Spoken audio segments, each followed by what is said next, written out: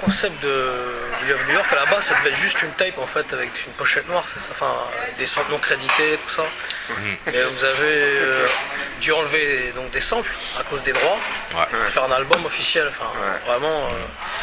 Donc comment ça s'est passé en fait, enfin comment ça s'est passé tout ce travail-là?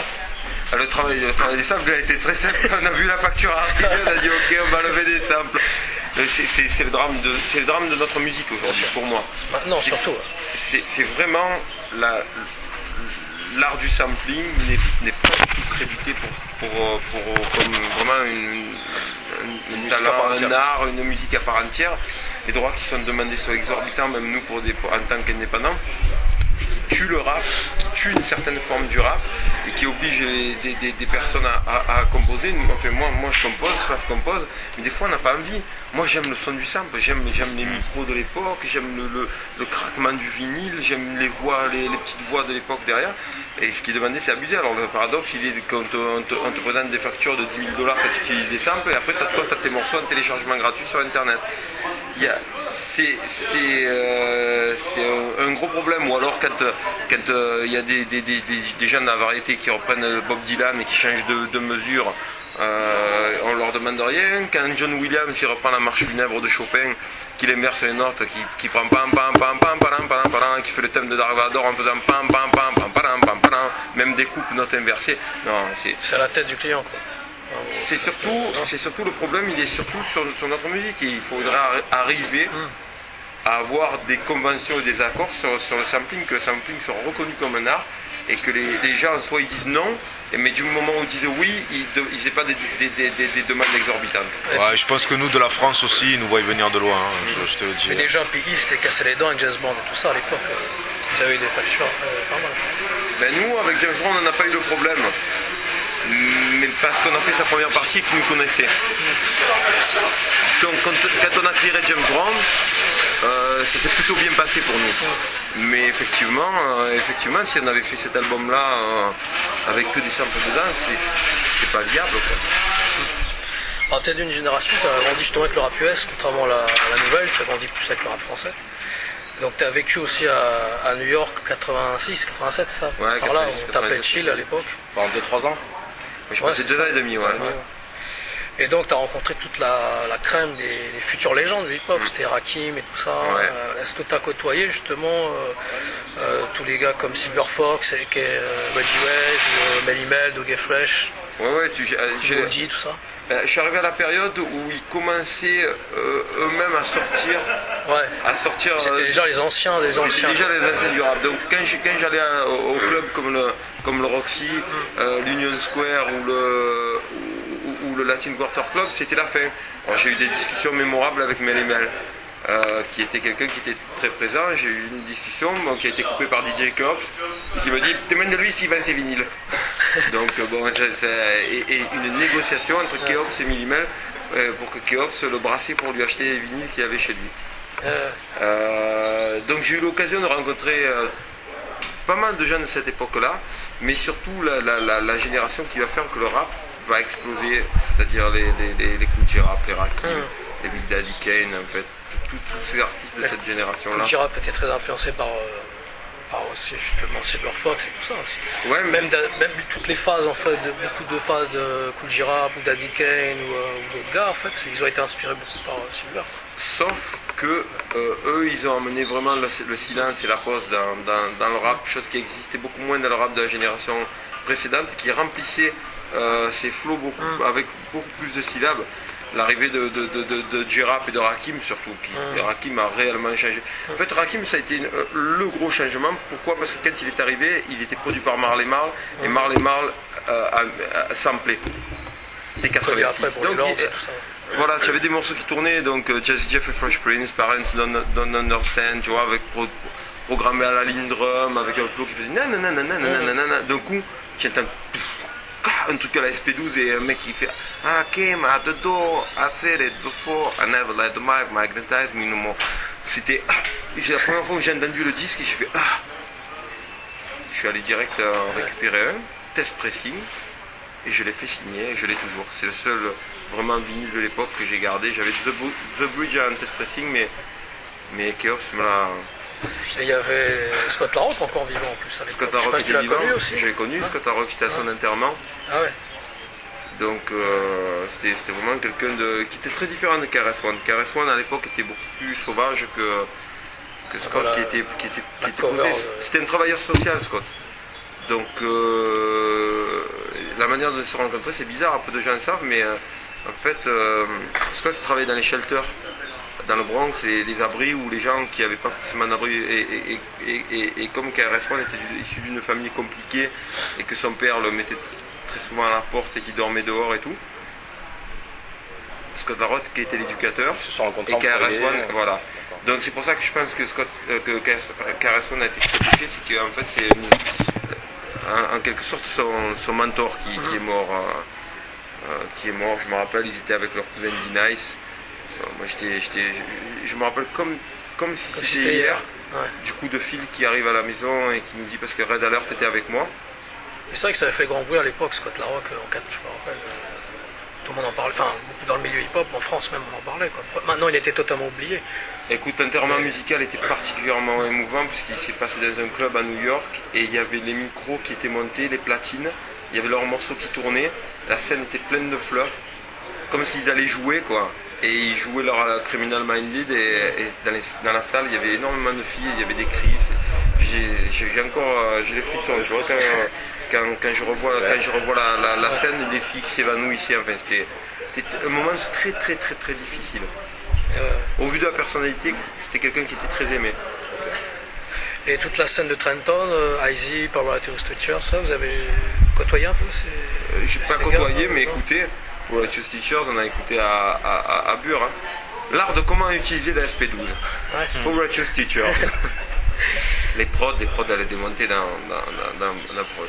Et même dans YZ c'est le même genre de son. YZ J-Rock, I'm in Control of Things, c'est un morceau qui nous a énormément marqué, hein, avec le sample de Mayra Barnes. Et toute la clique, enfin plus la West, World Class Wrecking Crew, tout ça, Arabian Prince, ça vous a inspiré aussi, Fila Fresh Crew, tout ça. Moi. Non, tu veux dire l'époque où Dr. Dre était en tenue argentée. Voilà, MC Hammer. World Class Wrecking Crew. 84, West Beats, Surgery, tout ça. J'ai fait exprès pour le faire rigoler. Non, à cette époque, il y avait quand même la guerre, c'est-à-dire que nous, on était quand même très New York, Team Dog, à fond. très Team Dog. Ouais, C'est ça. quand Team Dog arrivait plus tard, on était tous avec lui, quoi. Mais c'est vrai qu'à l'époque même de World Class Wrecking Crew, tout ça,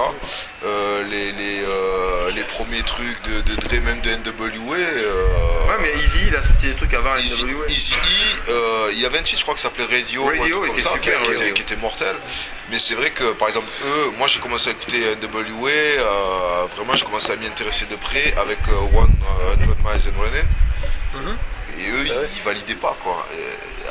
Moi j'ai écouté Los Angeles avant Bah oui, NWA. 84, Voilà, c'est ça. World Class Wrecking Crew. Avec ce planète, où il reprend les trucs de Bambata, tout ça. Exactement, j'ai écouté, et puis après à partir de NWA j'ai arrêté d'écouter, parce que les vidéos où les mecs couraient et qui se faisaient rattraper par les flics, ça m'intéressait pas. Et pourtant le son était très proche de New York quand même. Hein. Non, pareil mais en moins bien. Et C'était plus le côté gangsta que ouais, moi, moins. ça me Mais saoulait. pourtant, t'es fan de Squeezie. Ouais. Pourtant, il a fait Gangsta Book. Mais t'es alors, fan de lui. Squeezie, premier quoi. gangster, ouais, mais hein. Le premier véritable. Avec Easy Fizon de Mob Style. Alors, on peut dire. si tu écoutes bien Squeezie PSK. et c'est que tu écoutes NWA, Parcel Killers. tu sais qui fait quoi. Moi je suis bilingue, je comprends bien les paroles, et à l'intonation de la voix et à la manière de se comporter et de se prononcer, tu sais qu'à NWA il y a Squeezie. Et Squeezie il était particulièrement connu pour être pas commode et réellement ce qu'il disait être dans ses paroles. Il y a des mecs comme ça, il y a des mecs comme personne ne faisait chier, même ça arrive encore aujourd'hui, hein. Il y a des mecs comme Benny Siegel, personne n'emmerde, hein. Il y a des mecs comme Sean Price, personne ne les fait chier. Hein. Six Murder. Et pareil à l'époque Justice, j'ai vu le hip-hop new-yorkais au garde à vous quand il rentrait en boîte. Il faisait peur à tout le monde. Mais il y a Easy Fizon aussi de Mob Style. Lui, c'était le vrai AZ qui avait repris le Fizon, le Parrain, Black et tout ça de l'époque.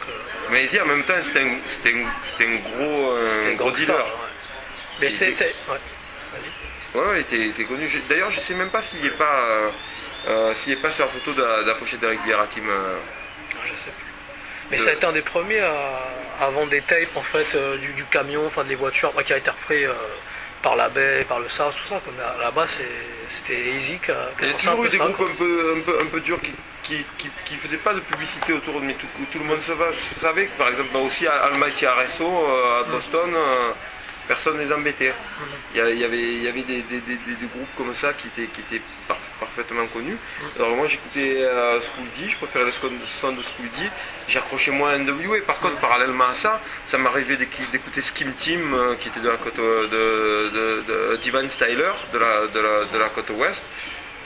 Alors que j'écoutais pas forcément le rap de. Mais il y avait pire, il y avait Tweety Boardlock, vous avez fait Fox House Bronx et tout ça, Fake Miami et tout ça, à l'époque. C'est Tweety Boardlock, c'était un des membres c'était les Bloods and Crips en fait de l'époque. C'était les membres. Tout l'univers du rap. Non, mais ça c'est une ville qui est transparente. Je sais pas. Et tout ce qui est la Bay Area, t'as jamais écouté trop, la Bob Funk, Mike Mosley, tous ces producteurs, non, pas cela. Sam Bostic. Pas cela, moi j'écoute ceux qui sont de là-bas qui font un rap qui ressemble au rap de New York. Moi c'est De Farai, Evidence, Strong Arm Steady, Crondon. Voilà. Et à Philly, il y avait Cool C aussi. Hustlers aussi, dans le même style. Mais après, lui, il a pris cher aussi. Il a pris. Il est dans le couloir de la mort, quoi. Cool C, depuis ce qui est arrivé, tout ça. Et il y a Steady B aussi qui a. Steady B, il a pris Parfait. Parfait, ouais. Philadelphie, Steady B. Cool C, en fait, il avait tué une meuf, en fait, dans un braquage. Enfin, une histoire de fou. Sympa. Voilà. Par contre, le morceau de Steady B, Bring the Beat Back, c'était un méga hit. Mais Life in the Ghetto, l'album. Et tout ce qui est Go-Go, Washington, ça t'écoutais un petit peu là, Chuck Brown, ça t'a inspiré? J'aimais bien. J'aimais bien, mais c'est très proche de la soul, donc ça me plaisait. Et en soul, tout ce qui est Willie Hutch, Bobby Womack, tous ces genres de trucs. C'est en permanence, je peux te dire, dans ma voiture, il y a presque plus de soul que de rap. Et on t'écoute pas en soul? Moi, soul, c'est les grands classiques de Curtis Mayfield, Marvin Gaye. Après, il y a des tas de groupes qui me plaisent, c'est-à-dire tout ce qu'a produit Stax, je me régale. Tout ce qu'il y a sur le label Invictus aussi, c'est, tu vois, les Freda Payne, les 80 Day. J'adore aussi William Bell. Voilà, il y a des tas d'artistes de soul qui me plaisent. Je pense que l'époque, elle est bien pour faire ce genre d'hommage et rappeler que voilà, le hip-hop vient de New York et que c'est ni une création française, ni une création qui est venue du fin fond de l'univers comme ça. Cette ville a compté énormément. Et à la fois, New York continue à produire énormément de disques, énormément de groupes, même s'ils ne sont pas mis au devant de la scène rap US. C'est une ville qui continue à influencer. Même ce qu'on dit, les top-sellers américains comme Rick Ross ou Lil Wayne, ils invitent sur leurs morceaux des groupes de rap new-yorkais qui vendent pas énormément de disques. Faut te voir des mecs comme Uncle Murda faire des featuring avec des mecs qui vendent 1 million de singles ou 3 millions d'albums. Ça arrive encore. Ça arrive encore maintenant. Donc bon, il y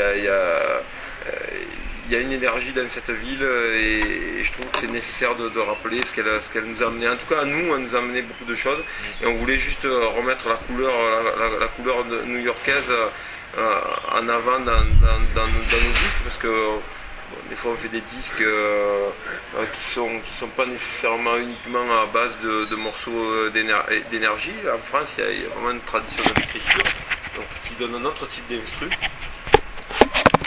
Là, on a fait un album, voilà, des tripes et de ce qu'on aime. Je m'en occupe à mon fils quand je vois écouter Lil Wayne, je dis qu'est-ce que tu écoutes cette merde? Non, je rigole. Quand j'écoute Young Money, je dis moi ça, je vais te mettre un bon couplet de Kool Giraffe, tu vas comprendre ce qui se passe. Paris, hein, c'est que je fais exprès parce que lui, il est plus ouvert que moi et quand je sors ce genre de conneries, je sais que ça fait rigoler. Je suis d'accord pour la simple raison qu'à la base Cash Money Records, à la base il faisait du boom bap.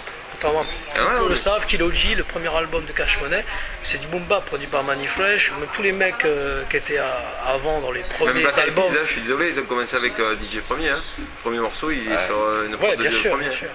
Mais ils avaient une identité qui n'avait rien à voir avec ce qui est devenu ensuite. Je parle des Mrs. T, tous ces gars, Mr. Ivan, tout ça. Enfin après, je sais pas si tu as entendu parler. Mais c'est une époque qui a duré de 92 à 95 et la plupart ils sont morts. C'est Luke Skywalker et sa boîte à rythme qui a entraîné l'état de jeunes dans son sillon. On la connaît cette boîte à rythme. C'est celle d'Original Concept en 1984. Même Ghetto Boys, à la base, ils sont de New York. DJ Viciously, tout ça, Ah ouais ils sont de Brooklyn. Enfin, il était de Brooklyn. Je savais pas que Ghetto Boys, je croyais que c'était Les vraiment... premiers Ghetto Boys, c'était Ready Red de Trenton, et puis issus de après Def 4 et toute la clique de Royal Flush et tout ça, quoi. Raïm et tout ça. Flush, ouais. Mais c'est des Viciously là produits pour Royal Flush et tout ça, quoi. Et puis, Des magnifiques albums Royal Flush. c'était des mecs de la Zoom Nation en fait. Ouais. Après, sur Jukebox, à la base, c'est des mecs de New York. Sur Jukebox et tous les mecs de Ghetto Boys au début, 87, 86, c'était New York, quoi. Même Tupac, même Ice-T. Non, je voulais savoir ce que tu pensais de la polémique qu'il y avait par rapport aux Illuminati, tout ça.